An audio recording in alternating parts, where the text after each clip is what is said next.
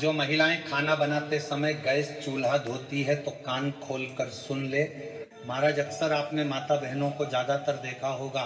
कि वह रसोई घर में अपना ज़्यादातर समय व्यतीत करती है, और रसोई घर आपके घर में एक ऐसा स्थान होता है जिस स्थान से आपकी और आपके घर की शुद्धता जुड़ी हुई होती है, और जिस जगह से आपके पूरे परिवार को भोजन मिलता है। इसलिए जिस गैस चूल्हे पर आप अपने परिवार के लिए भोजन बनाती है, तो क्या भोजन बनाने के बाद हमें गैस चूल्हे को तुरंत साफ कर देना चाहिए या बाद में करना चाहिए? सारी अद्भुत जानकारी आपको हम इस वीडियो में देने वाले हैं। महाराज, आपको अपने घर में रसोई घर को हमेशा साफ सुथरा रखना चाहिए, क्योंकि जिसका रसोई घर साफ सुथरा नहीं होता है उस घर में अन्नपूर्णा कभी निवास नहीं करती है। मतलब उस घर में कभी भोजन में स्वाद नहीं आता है। इसीलिए हमेशा भोजन बनाने के बाद माता बहनों के मन में अक्सर ये प्रश्न आता है कि जिस गैस चूल्हे पर हमने भोजन बनाया है उसको हमको भोजन बनाने के तुरंत बाद साफ कर देना चाहिए या अगले दिन सुबह साफ करना चाहिए। महाराज, आप जिस तरीके से आप अपने घर के किचन या रसोई घर में भोजन बनाते हैं, आप चाहे वह भोजन सुबह के समय बनाएं या शाम के समय बनाएं या रात के समय बनाएं, पर महाराज भोजन बनाने के तुरंत बाद ही आपको अपने घर में किचन में जो चूल्हा या गैस रखा हुआ है उसको उसी समय साफ करना चाहिए, क्योंकि जब आप गैस पर भोजन बनाते हैं तो उस पर आटा गिर जाता है, सब्जी के दाग लग जाते हैं जो कि अच्छे नहीं दिखते हैं, और उसी जगह पर आपके घर में माता अन्नपूर्णा का भी वास रहता है। तो माता अन्नपूर्णा हमेशा शुद्ध और साफ रसोई घर में ही निवास करती है। महाराज, इसी के साथ में आपके घर में चाहे कोई सा भी गैस या चूल्हा क्यों ना हो, वह कभी भी टूटा हुआ या चटका हुआ नहीं होना चाहिए। अगर आप अपने घर में किसी ऐसे गैस का इस्तेमाल कर रहे हैं जो कि टूट चुका है, जंग लग चुकी है, तो हमारे ख्याल से आपको उस गैस चूल्हे को बदल लेना चाहिए, क्योंकि जिस घर में टूटा हुआ गैस चूल्हा होता है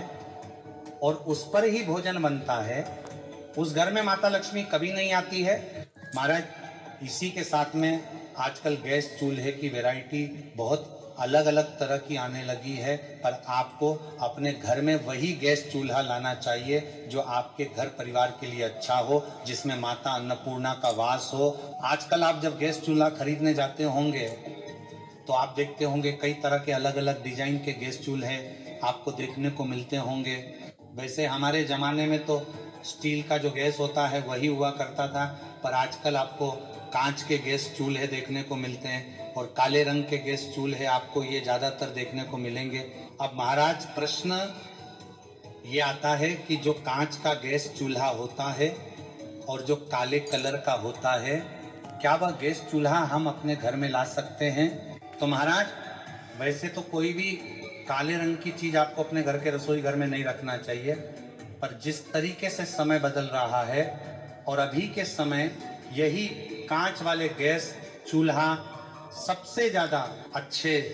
यहाँ पर आपको देखने के लिए मिल रहे हैं, इसीलिए आप इनको खरीद सकते हैं। और अगर आप लोग स्टील का गैस चूल्हा खरीदना पसंद करते हैं तो आप वही लेकर आए, और अगर आपके घर में पहले से जो चूल्हा है वो अच्छा है, टूटा हुआ नहीं है और जंग भी नहीं लग रही है, तो आप उसी को अपने घर की रसोई घर में रख सकते हैं। महाराज, जब भी आप अपने घर में नया गैस चूल्हा लेकर आए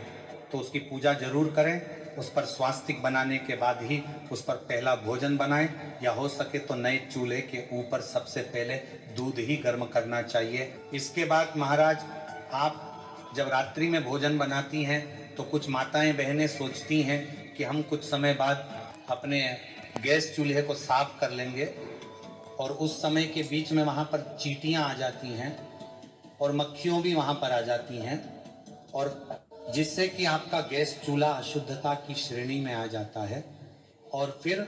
ये चीज़ माता लक्ष्मी जी और अन्नपूर्णा माता को बिल्कुल पसंद नहीं आती है और वह आपसे रुष्ट हो जाती हैं।